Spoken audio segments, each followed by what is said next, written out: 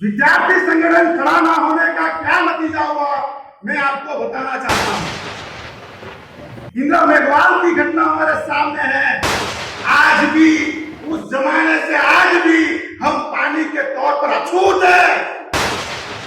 बिल्किस बानो का घटना हमारे सामने है, लाश की घटना हमारे सामने है, मनीषा वाल्मीकि की घटना भी हमारे सामने है। उससे आगे अगर हम जाते हैं, आपको बताना चाहता हूं, इस देश के अंदर हर पौने 3 घंटे में एक एट्रोसिटी दायर होती है। हर 15 मिनट के अंदर इस देश की महिलाओं का रेप होता है। हर 2 मिनट के बाद किसी ना किसी मुस्लिम को यह जताया जाता है कि तू इस देश का नहीं है। पुलिस वाला एक्सीडेंट कास्ट की महिला का, एक छोटी सी बच्ची का रेप होता है, उसका इन्वेस्टिगेशन करने आता है और वही उस लड़की की मां के साथ रेप करता है। झारखंड की हमारी घटना है, एक एमएलए आदिवासी महिला को अपना पेशाब पिलाती है। गुजरात की घटना है, जिस तरह गुजरात में घटना हुई, एक महिला को नंगा करके रोड पे दौड़ाया गया। मैं साहब ने कहा, मेरे भाई ने कहा कि समाजवाद और आंबेडकरवाद को साथ में आना होगा।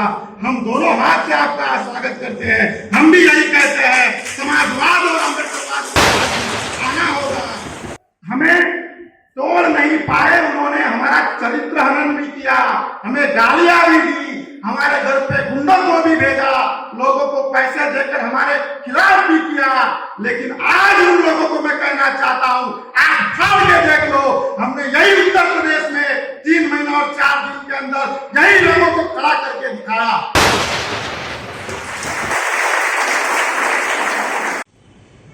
मैं कुछ ज्यादा महत्वपूर्ण बात रखने के लिए आपके सामने उपस्थित हुआ हूँ। आप सभी से निवेदन करता हूं कि मैं जो बात दोहरा रहा हूं उसके एक शब्द पर आप ध्यान से सुनिए और उसको समझिए, क्योंकि मैं बीती बातें दोहराना नहीं चाहता हूं। मैं क्या करना चाहता हूं, क्या हो रहा है हमारे साथ, और 3 महीने 4 दिन के अंदर हमने कहां से कहां संगठन को पहुंचाया है, ये बताने के लिए आपके सामने हाजिर हुआ हूं। जब मैं यहाँ आ रहा था तब एक कार्यकर्ता मेरे सामने आया, प्रदीप जी ने मुझे मिलवाया, तो कार्यकर्ता को पूछा, अरे अकेले आए? कार्यकर्ता ने कहा, नया नया संगठन है तो लोगों को विश्वास भी दिलाना पड़ता है, वो विश्वास अभी हम नहीं दिला पाए हैं, इसीलिए मैं अकेला आया।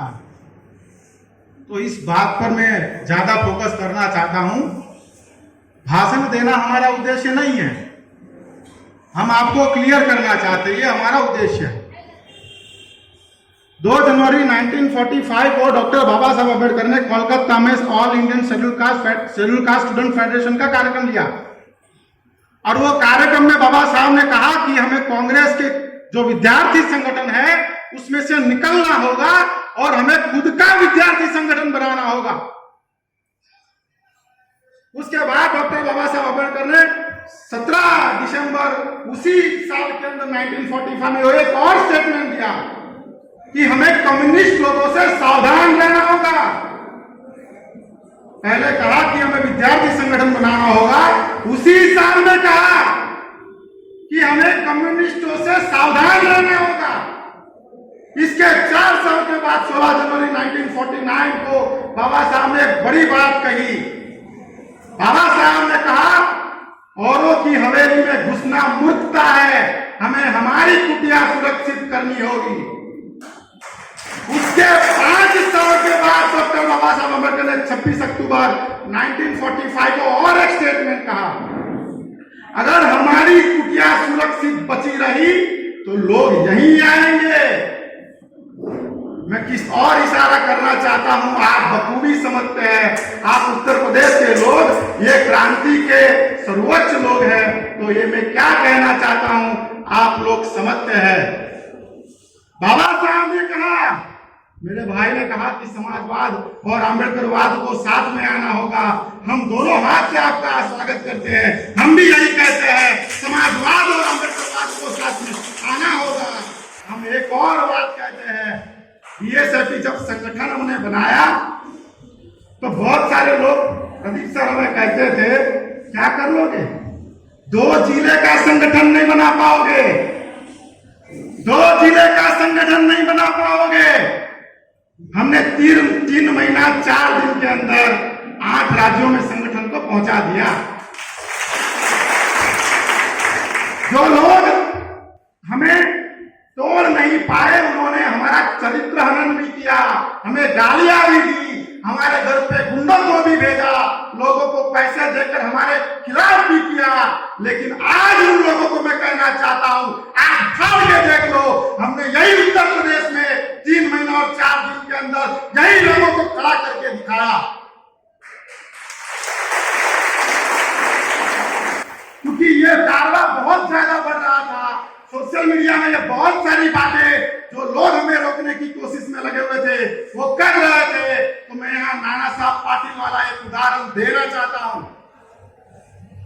हमने ये संगठन बनाया ना, इक्वालिटी देने के लिए बनाया, महिलाओं के मान सम्मान को बचाने के लिए बनाया, ये विद्रोही संगठन बनाया। नाना साहब पाटिल की एक बात करना चाहता हूं। नाना साहब पाटिल ने हिजड़े लोगों को सिपाही का कपड़ा पहनाकर अंग्रेजों के सामने खड़ा किया। जब खड़ा किया तो वही हिजड़े लोगों ने बंदूक सामने रखी, बंदूक चलाना नहीं आता, अंग्रेज बंदूक खड़े रहे, दोनों राह देख रहे कौन बंदूक चलाएगा। तब अंग्रेज ने कहा, अरे हिजड़े के माफी देख क्या रहे हो, गोली चलाओ। तब वो हिजड़े बोले, आपको कैसे पता हम हिजड़े हैं? तो अंग्रेजों ने कहा, हम कैडर बेस लोग हैं, हम जानते हैं असली सिपाही कौन है और फेक सिपाही कौन है। जो फेक सिपाही है वो फेसबुक पर फेक आईडी बनाकर लड़ने का काम कर रहे हैं। हम लोग कैडराइज लोग हैं, हम जानते हैं। और सब बताऊं आपको, उस समय अंग्रेजों ने उन किन्नरों पर गोलियां नहीं चलाई। और हम भी कैडर बेस लोग हैं, हम हमारे लोगों से लड़ना नहीं चाहते हैं। लेकिन अगर कोई हमारे संगठन की महिला का अपमान करेगा या हमारी समाज की किसी कार्यकर्ता का अपमान करेगा तो उसे मुंह तोड़ जवाब भी हम देंगे। मेरे से आगे पूर्व एक वक्ता ने, बहन ने बात की, मैं इस बहन का भी बहुत धन्यवाद करना चाहता हूं। बहन ने कहा कि ये बुद्ध की धरती है, युद्ध की नहीं है।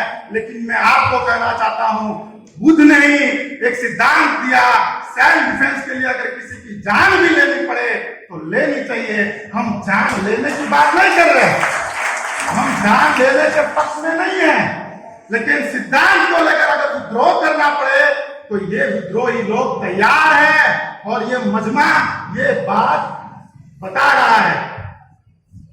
विद्यार्थी संगठन खड़ा ना होने का क्या नतीजा हुआ मैं आपको बताना चाहता हूं। भारत के अंदर बहुत सारे विद्यार्थी संगठन हैं, बावजूद हमारी समस्या ये क्यों हुई और क्या हुई आपको बताना चाहता हूं। मद्रास हाईकोर्ट का एक जज कहता है एक लड़की के साथ सेक्सुअल हरेसमेंट इसीलिए हो जाता है क्योंकि उसने ऐसे कपड़े पहने थे। बाद में उसका जब तबादला होता है, वो जो जज है वो पिटीशन फाइल करता है कि मेरा तबादला क्यों हुआ। जो जज की पद पर से एक ऐसी टिप्पणी करता है उसे तो पद से हटा देना चाहिए। वो ये पद के लिए मांग कर रहा है, तबादला क्यों किया। इंदिरा मेघवाल की घटना हमारे सामने है। आज भी उस जमाने से आज भी हम पानी के तौर पर अछूत है।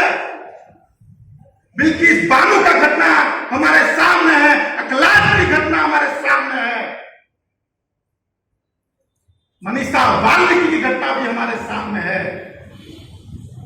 उससे आगे अगर हम जाते हैं, आपको बताना चाहता हूं, इस देश के अंदर हर 3.25 घंटे में एक एट्रोसिटी दायर होती है। हर 15 मिनट के अंदर इस देश की महिलाओं का रेप होता है। हर 2 मिनट के बाद किसी ना किसी मुस्लिम को यह जताया जाता है कि तू इस देश का नहीं है। आज यूनिवर्सिटी में यह हालत है कि एक मुस्लिम, एक शेड्यूल कास्ट, एक ओबीसी खुद को रिजर्व कैटेगरी या बहुजन समाज से ताल्लुकात रखने वाला कहने से भी डरता है। यह परिस्थिति आज हमारे सामने है। मुंबई की हमारी एक घटना है, एक पुलिस वाला, एक शेड्यूल कास्ट की महिला का, एक छोटी सी बच्ची का रेप होता है, उसका इन्वेस्टिगेशन करने आता है और वही उस लड़की की मां के साथ रेप करता है 4 दिन तक। झारखंड की हमारी घटना है, एक एमएलए आदिवासी महिला को अपना पेशाब पिलाती है।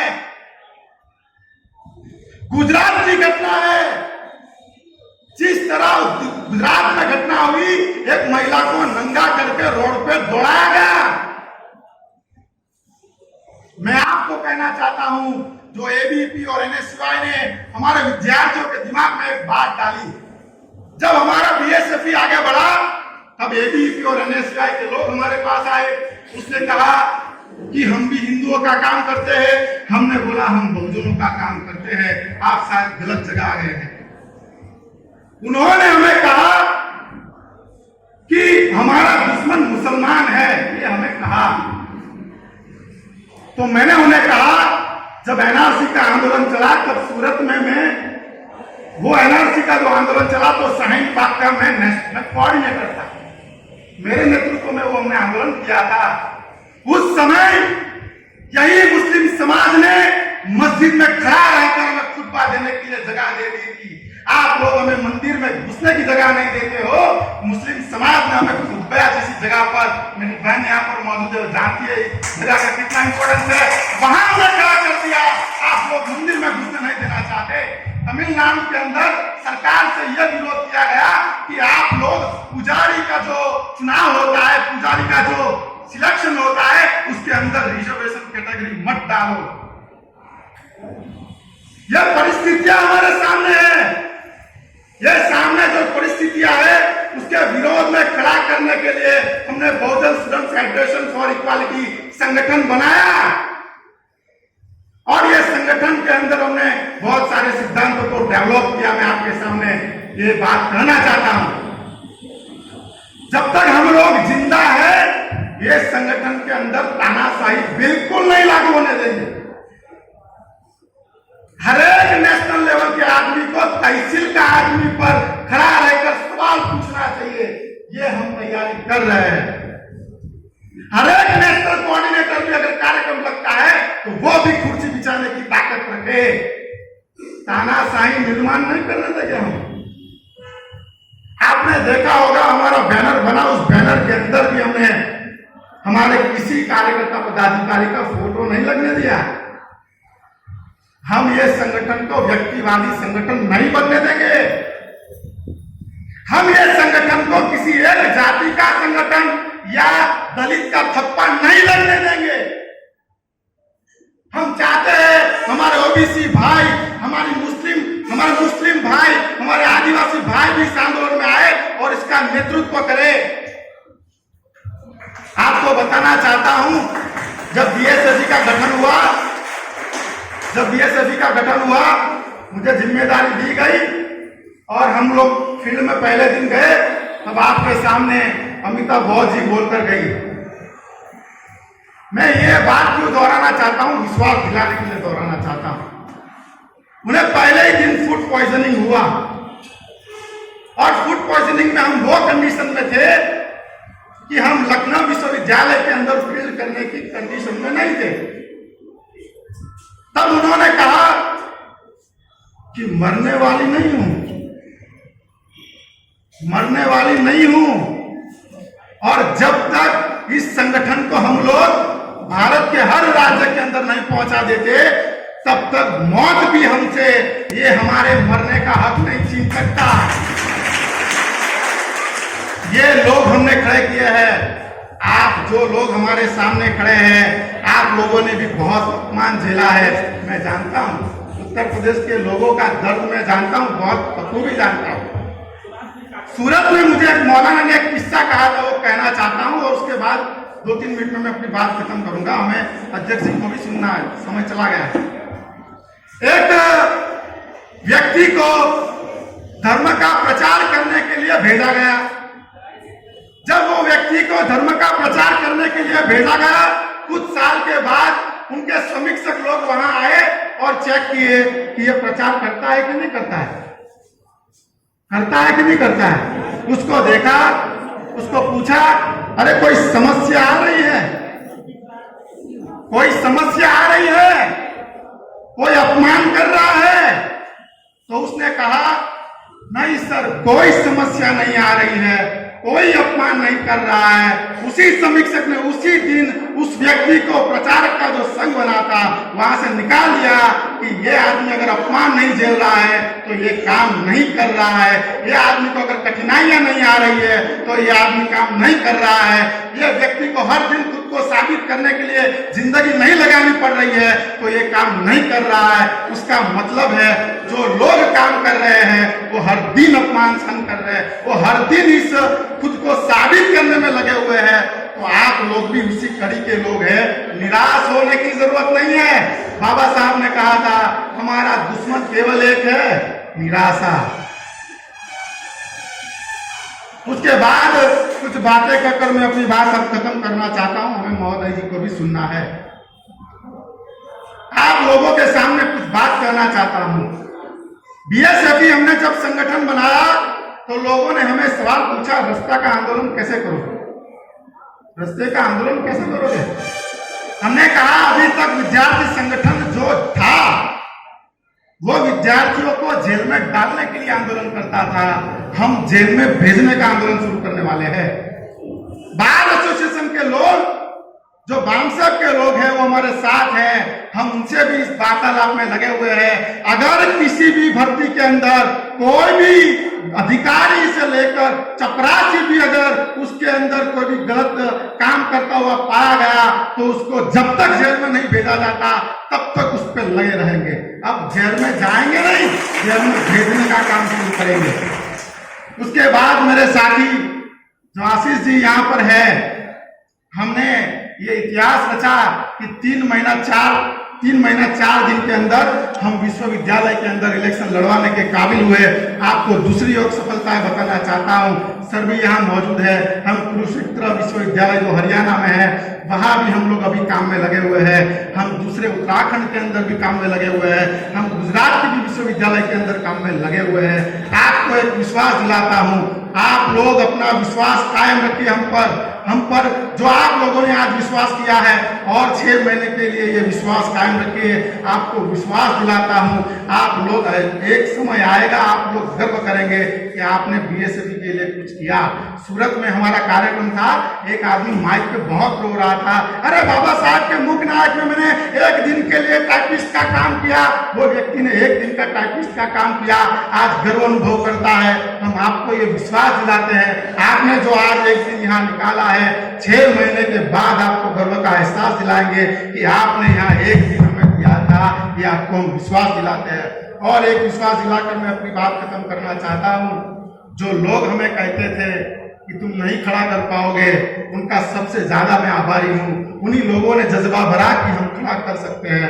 और दूसरी बात, जो लोगों ने हमें कहा था कि तुम एक जिले का भी आंदोलन नहीं खड़ा कर पाओगे, मैं यहाँ से घोषणा करता हूँ, ये कार्यक्रम खत्म होने के बाद उत्तर प्रदेश के हर जिले में हम जिला अधिवेशन लगाएंगे। तुमने हमें कहा तो नहीं खड़ा कर पाओगे, हम तुम्हें दिखा दें कि कैसे खड़ा कर पाते हैं। एक खड़ा करेंगे, विश्वास दिलाएंगे। और आपको केवल इतना कहना चाहता हूँ, तन मन धन लगा दीजिए, और जो आग लगाने वाला जालिम है उसे 2 चंद बातें कहकर मैं अपनी बात खत्म करना चाहता हूँ। आग लगाने वाले जालिम, आग लगाने वाले जालिम, इस आग को ज्यादा मत भड़का।